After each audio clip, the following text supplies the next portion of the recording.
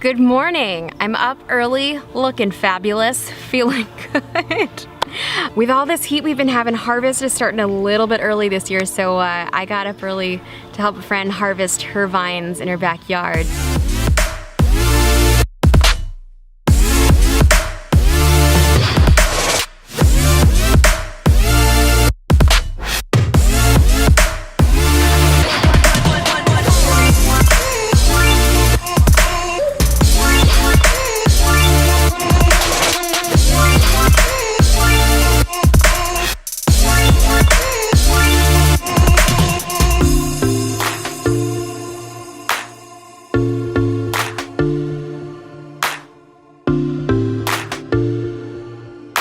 Today was a fun morning, getting all the vines picked, getting the fruit off. It's pretty exciting. So that's my start of my day. Now it's time for lunch. I'm gonna be tasting ABREU with Brad Grimes, who makes the wine at the estate. So it's a pretty exciting day for me.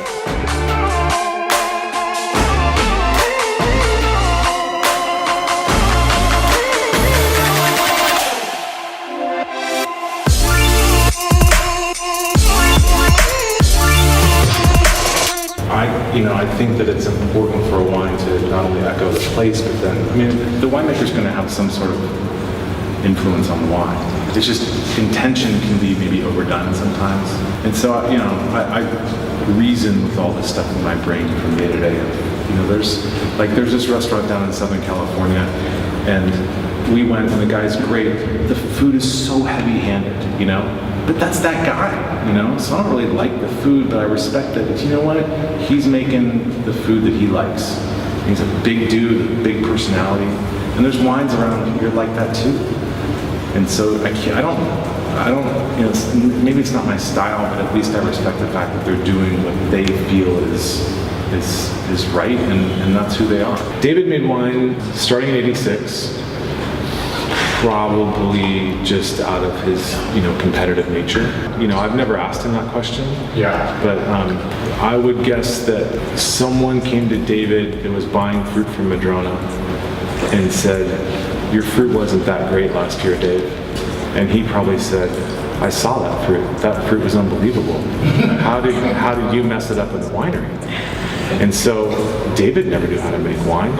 So he just started tossing fruit in a tank, and he was up at Rick Foreman's. The first vintage was literally aged in Rick Foreman's bedroom. So it was never released. 87 was released, 88 wasn't, 89 was released, 90 wasn't. He was, I think at that time, discovering that if you don't have full control, there's a lot of variables. So he had some barrels at Maryvale at one point, he had barrels at Camus. There were things that he just couldn't control, and so there ended up being just some human errors that occurred with the wine. And so in 91, really 91, 92 were the first vintages that he got pretty serious. He was fermenting and aging out at Rick. He started to have a lot more conversations with people like Bob Levy, Helen Turley, Tony Soder. Those people were highly influential. And then Rick was out there as well, giving his opinion. But David, if there's one person, at least in my mind, and maybe I've made up the story, but Helen Turley was the person who influenced him the most. Just very simply, she just told him, "You got to just think for yourself. Don't worry about what other people are telling you to do. Do you like your wine or do you not like your wine? If you like your wine, then what's the problem?" When I started working for him, kind of in '99, I came on really in 2000. It was just an ease of operation, and not only on the vineyard side, but then once we got down into the bottom of the year, that was the first year that he moved over to Stuart Sloan's to ferment there. I knew Stuart sort of, and so I was kind of plopped into that cellar. Mark O'Bear was making Sloan. And there was kind of an ease of operation up there as well. It was a really great harvest. I just finished the tasting at ABREU. We tasted through the 13s that they just released, so the Cappella and the Madrona.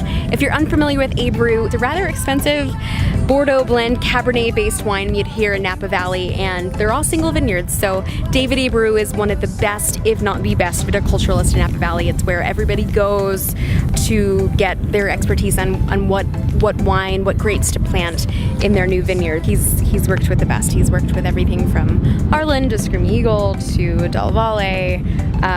He's done it all. So he really knows what's going on in the vineyard. So we tasted with his winemaker today, Brad Grimes, who also is a bit of a winemaking genius himself. He has a very interesting process when it comes to winemaking. He's a one-man show. He does not use any sort of extra help in the actual winery. He does everything himself, and he feels very strongly that the less people that touch the wine, the better. And when it comes to expensive, high-end Napa Cabernets, I have to say I think ABREU definitely is at the top of the list for me. It's the one that I keep going back to. It's the one that I feel has the most character, has the most personality.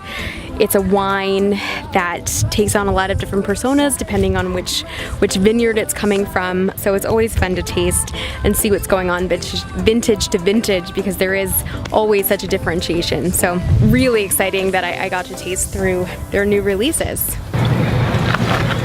It's been a busy day and I'm finally sitting down for dinner. I'm at my favorite spot, Gott's. You can sit outside here. Usually we get it to go, we take it home and we eat there, but sometimes it's nice to come here because on a nice night, what's better than eating al fresco? So I've got my ahi tuna burger, I've got my sweet potato fries, and I will catch you all tomorrow. Never thought I'd meet someone like you. You know you are the reason why I feel like I